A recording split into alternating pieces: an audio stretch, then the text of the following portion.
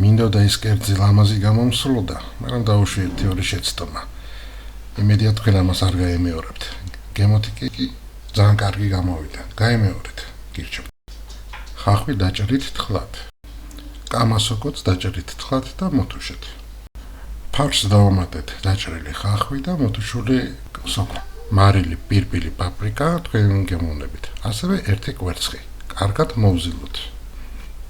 ფენოვანი ცომი ოდამ გააბტყელეთ, მე ცოტა მეტი მომევიდა. მღრულად ამოჭერით ცომი სასურველ ზომაზე. ცომზე დაალაგეთ ფარში, როგორც არის ნაჩვენები ვიდეოში. და გადააფარეთ დარჩენილი ცომი ხორცზე, აი ესე. კრემყველში დაამატეთ გახეხილი ყველი, სულგუნი და ჩედარი.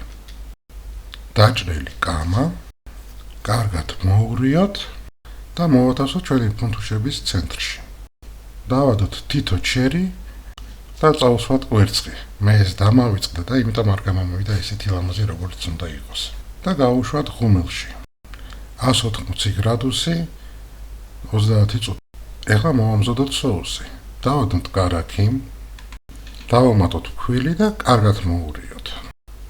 250 მლ ლუდი, გახეხილი სულგუნი,